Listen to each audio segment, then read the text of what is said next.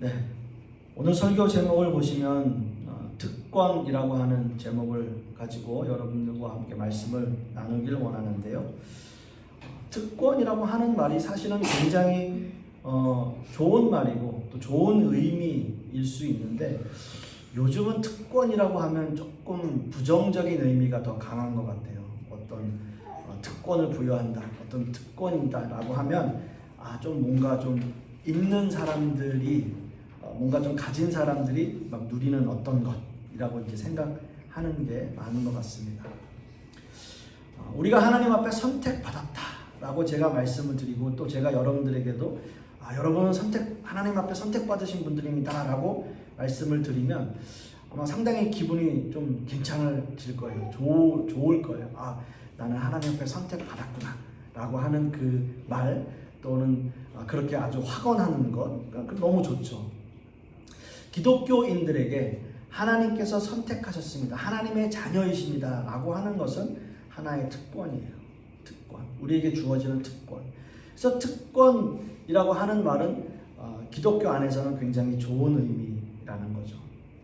근데 세상적으로 특권층이다, 또 특권층이 되었다라고 하는 것은 뭔가 좀 부정적인 의미로 쓰여지기도 합니다.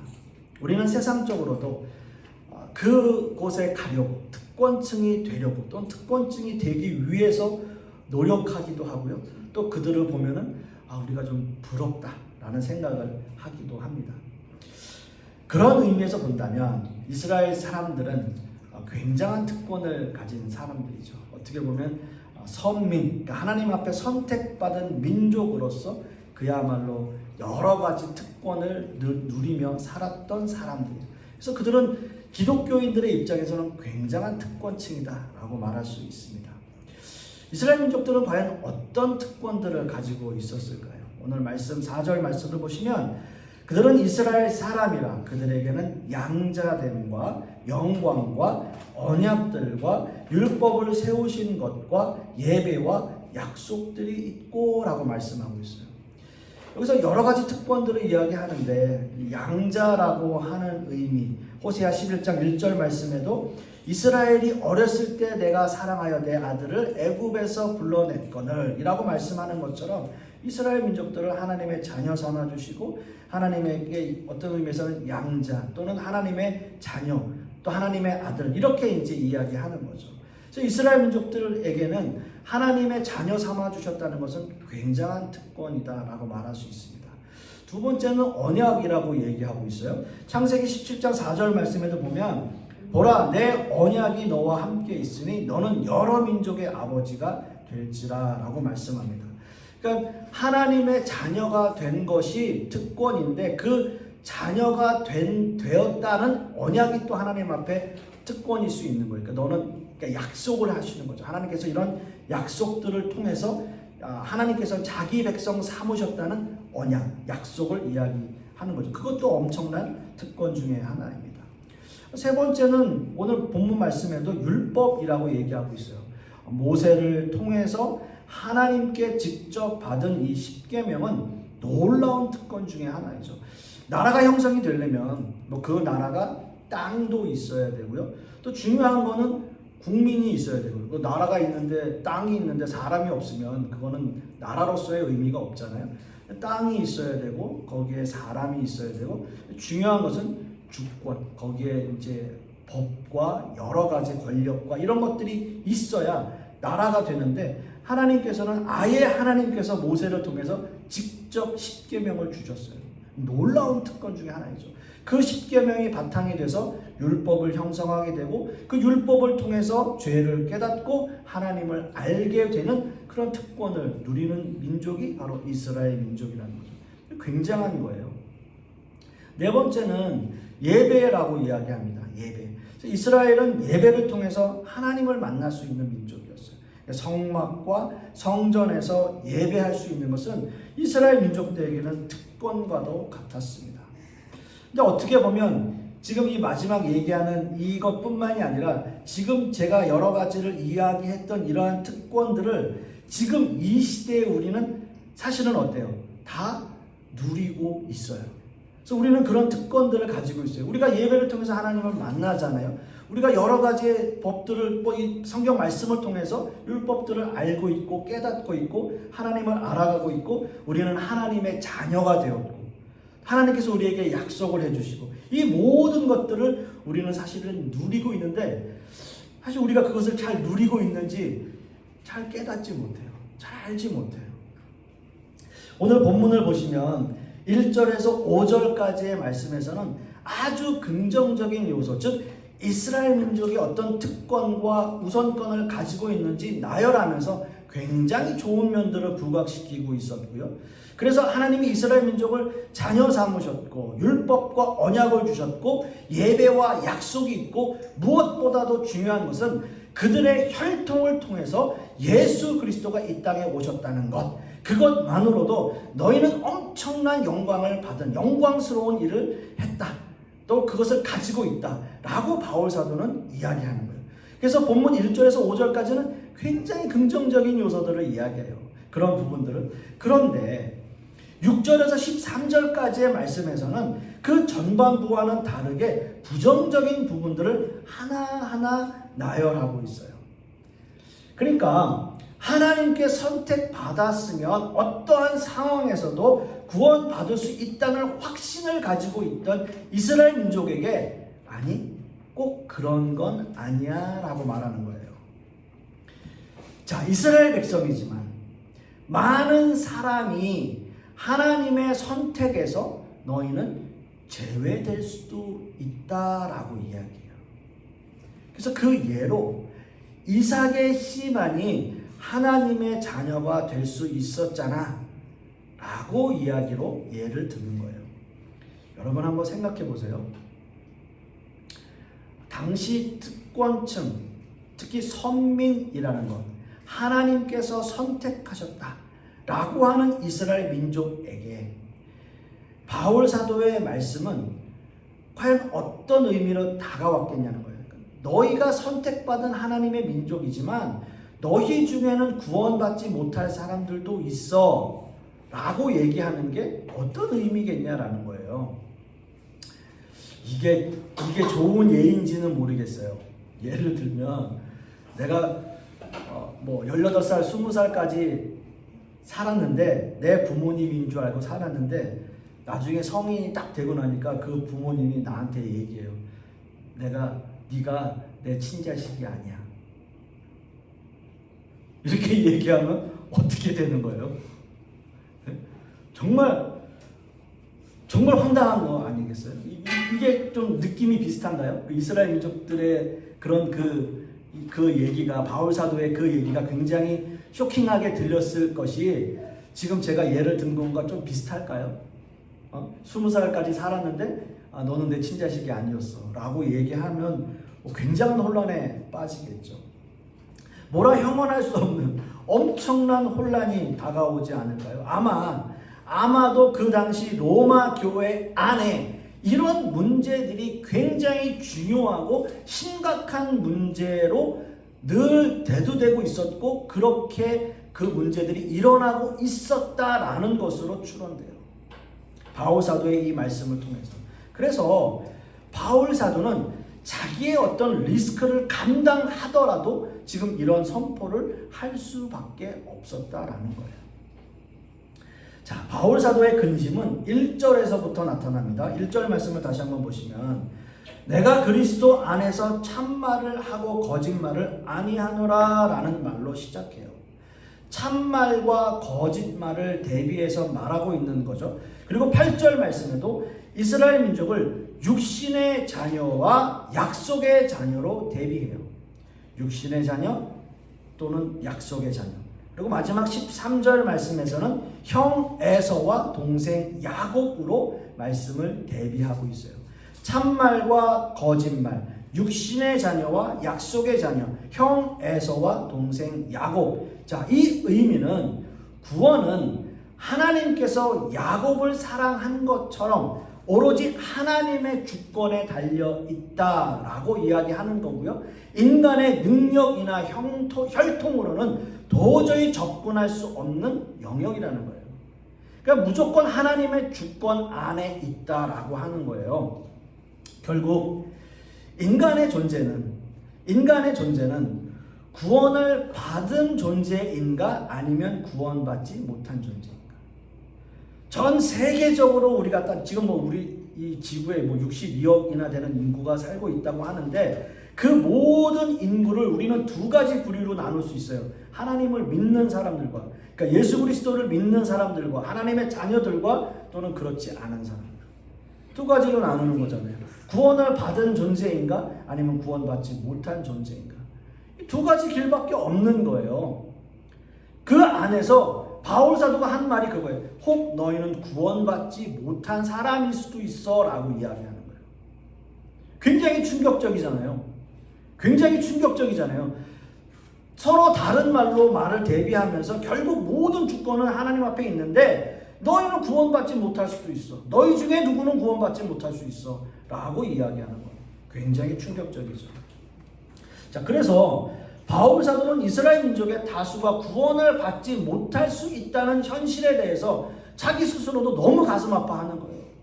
그래서 본문 1절에 그 마음에 그치지 않는 고통이 있다라고 했고요. 3절 말씀에서도 내 자신이 저주를 받아 그리스도에게서 끊어질지라도 내가 혹 구원받지 못할지라도 라는 표현까지 쓰는 거예요. 그만큼 내가 고통스럽다라는 거예요. 내가 지금 이 말을 하는 게 내 마음속에 모든 것들을 내 리스크를 감당하더라도 내가 이 말을 할 수밖에 없는 게 내가 너무나 고통스럽다. 그것을 호소하는 거예요. 자, 바울 사도가 할 수 있는 일은 그저 누구보다도 부지런히 이스라엘 백성이 돌이키고 또 기회를 얻어서 그들이 구원받을 수 있게끔 그들을 위해서 헌신하고 기도하고 말씀을 전하는 것밖에는 할 수 없었어요. 그게 다예요. 그게 바울 사도가 할 수 있는 일이었어요. 자, 그렇다면 이스라엘 민족은 이 말씀을 듣고 그대로 그냥 믿고 포기했을까요? 아유, 그래. 누구는 받을 수 있고 누구는 구원을 받을 수 있고 난 누구는 못 받는다는데 나는 아니겠지. 에이, 그런가 보다. 이렇게 포기했을까요? 아니에요. 바울 사도가 한 그 말을 믿지 않으려고 했겠죠. 아이고, 틀린 말이야. 그런 게 어딨어. 우리는 선민인데 지금 우리 조상부터 내려온 이 모든 것들을 그럼 네가 부정하는 거야? 그리고 우리 조상들이 다 그렇게 얘기했고 지금도 그렇게 얘기하는데 너 뭔데 갑자기 나타나가지고 이런 말을 해? 라고 믿지 않았겠죠. 그래서 바울 사도는 야곱과 에서에 대한 이야기를 꺼내요. 야곱과 에서에 대한 예를 드는 거예요. 그래서 13절 말씀에 이렇게 이야기합니다. 기록된 바 내가 야곱은 사랑하고 에서는 미워하였다 하심과 같으니라 라고 말씀해요. 야곱은 사랑했고 에서는 미워했다. 누가요? 하나님이. 야곱은 사랑했고 에서는 미워했다. 자, 여러분 이 말씀이 이해가 가시나요? 야곱은 사랑했고 에서는 미워했다. 사실 이 본문을 해석하거나 적용하는 거 굉장히 어려운 일이에요. 왜냐하면 이 본문을 신학적으로 끌고 들어가면 이 본문은 인간의 자유의지와 하나님의 예정에 관한 아주 중요한 교리 중에 하나이고요. 어느 누구도 이 본문을 완전하게 해석할 수 있는 사람은 없어요. 그 어떤 유능한 신학자라 하더라도. 오늘 본문은 야곱과 에서는 태어나기 전부터 이미 하나님의 주권 아래 구원이 예정되어 있었다라는 것을 이야기합니다. 그렇다면 우리는 이런 의구심이 당연히 생기겠죠. 인간은 선택의 여지나 또는 의지가 없는 로봇 같은 삶을 사는 건가? 라는 생각을 하게 되잖아요. 그런 의미에서 야곱과 에서의 삶을 한번 살펴보면 야곱과 에서는 어머니 태중에서부터 다툼이 있었고요. 이때 하나님은 장자인 에서가 아니라 작은 자인 야곱을 선택하셨다고 말해요. 즉 다시 말해서 하나님의 주권이 여기서부터 개입되었다라는 뜻이에요. 그리고 에서는 훌륭한 사냥꾼으로, 야곱은 주로 집안일만 하는 사람으로 성장하게 되고, 에서는 주로 사냥꾼, 그런 일들을 많이 했어요. 그러나 에서는 팥죽 한 그릇에 자신의 장자권을 동생 야곱에게 팔아버리게 돼요. 그래서 창세기 25장 3절 말씀에 아주 중요한 얘기가 있어요. 에서가 장자의 명분을 경홀히 여김이었더라 라고 말씀해요. 여기서 에서가 당시 하나님의 직접적인 복의 근원인 장자권을 경홀히 여겼다는 것은, 잘 들으세요, 자기 스스로 자유의지를 발동해서 하나님의 구원을 거절했다라는 의미로 사용돼요. 자, 그러면 잘 생각해 보세요. 하나님의 구원은 하나님의 주권인데, 그래서 하나님이 모든 것을 결정하시는데, 지금 이 본문에서는 에서가 장자의 명분을 경홀히 여기는, 그래서 하나님의 구원을 자기 스스로 밀쳐버리는 자유의지를 발동했다라는 거예요. 그럼 헷갈리잖아요. 그러면 뭐야? 인간의 자유의지라는 거야? 하나님의 구원이, 주권이 맞는다는 거야? 라는 생각을 하게 되잖아요. 반면 야곱은 비록 인간적인 비열함이 있기는 했지만, 속였잖아요. 있기는 했지만 하나님의 복을 사모하는 열심이 그 안에 있었어요. 그 안에 하나님을 사랑하는 열심이 있었던 거예요. 따라서 야곱이 구원을 받아서 약속의 자녀가 된 것은 그가 하나님을 사모하는 그 열심에 대한 의지가 있었다는 거예요. 그래서 야곱은 약속의 그 구원의 의지 때문에 약속의 자녀가 되고, 에서가 구원받지 못한다는 것은, 자, 여기가 포인트입니다.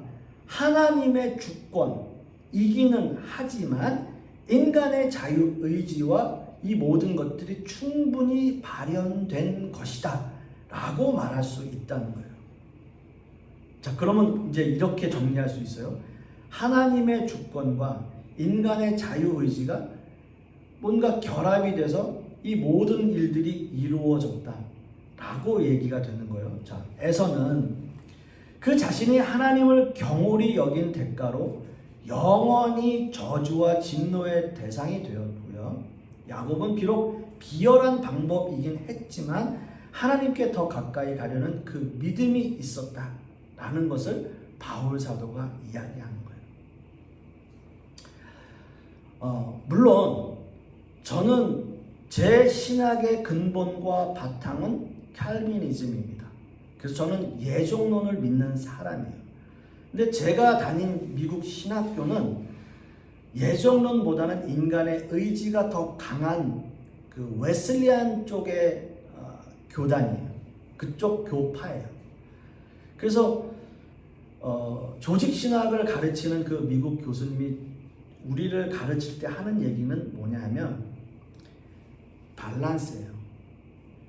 지금 하나님의 주권과 인간의 자유의지를, 어떤 사람들은, 어떤 교단은 인간의 자유의지를 더 높게 보고, 어떤 교단은 하나님의 예정을 더 높게 보고, 또 이렇게 하는데 이것이 밸런스를 유지하는 거예요. 문제는 인간이 하나님의 주권에 대해서 알지 못한다는 거예요. 이 사람이 구원을 받았는지, 이 사람이 하나님의 자녀가 되었는지 모른다는 거예요. 그래서 이거를 유지하는 거예요. 밸런스를. 지금 바울 사도는 그 얘기를 하는 거예요. 비록 야곱을 하나님께서 택하셨지만 그 안에는 그들이 가지고 있었던 열심이 있었다. 그 야곱에게는 열심이 있었다라고 하는 것을 이야기하는 겁니다. 이스라엘 민족의 모든 역사는 끊임없는 하나님을 향한 어떤 변절과 반역의 역사가 되게 강해요. 그래서 하나님께 반역하다 망한 나라가 바로 이스라엘 민족이고, 그 이스라엘 민족은 그래서 온 세계에 뿔뿔이 흩어진 디아스포라 민족이 되었어요. 그럼에도 불구하고 이스라엘이 지탱해 온 것은 하나님께서 그들에게 베풀어 주신 변함없는 사랑 때문이에요. 하나님의 사랑은 아브라함에 대한 언약의 표현이기도 합니다. 그래서 하나님은 이스라엘이 불신앙으로 인해서 그리스도를 십자가에 못 박아 죽기까지 했지만 구원의 약속을 파기하진 않으셨어요. 하나님의 구원 사역에 배제된 민족은 한 민족도 없습니다. 하나님께서는 모든 민족을 구원하시기 원하시는 것이 하나님의 뜻이에요. 하나님께서는 처음 이스라엘을 선택하셨던 그 사랑으로 이스라엘을 돌이키고 그리스도를 영접하기를 기다리고 계시는 거예요. 그것은 지금 우리 모든 민족들에게 다 똑같이 적용되고 있습니다. 사랑하는 성도 여러분, 말씀을 맺습니다. 우리는 다 영적 이스라엘이죠. 우리가 구원받은 것은 오직 하나님께서 주신 크신 은혜 때문이에요. 우리는 은혜와 더불어서 이런 특권을 받았고 그 특권을 가지고 있는 특권층입니다. 우리는 천국에 대한 구속과 하나님의 자녀됨과 그 복과 기도 응답에 대한 복, 이런 모든 것들을 누리며 살 수 있는 사람들이에요.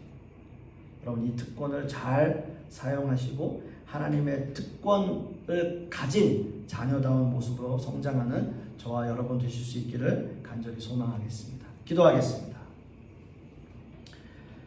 아버지 하나님, 감사합니다. 오늘 바울 사도의 이 말씀, 참 어려운 말씀이지만 이 말씀을 통해서 우리가 깨닫는 것은 하나님의 그 구원의 은혜와 섭리가, 또 우리가 주님을 향한 그 열정이 얼마나 크고 놀라운 것인가를 우리가 다시 한번 깨닫고, 또 하나님께서 우리에게 주신 그 특권을 향해 나아가는 우리 모든 성도님들 되게 하여 주시옵소서. 이 모든 말씀 우리 주 예수 그리스도의 이름으로 기도하옵고, 이제는 우리 주 예수 그리스도의 은혜와 아버지 하나님의 극진하신 사랑과 성령님의 내주 교통하심이 오늘 말씀을 통해서 하나님의 자녀의 특권과 또 하나님의 자녀다움의 특권, 그 모든 것들을 가지고 있는 우리가 또 하나님의 말씀에 순종하며 살기를 소망하는 우리 하나님의 백성들 머리 위에, 그 자녀들 위에, 또 그 사업과 직장 위에, 그리고 풍요로운 교회 위에 이제부터 영원토록 함께 있을지어다. 아멘.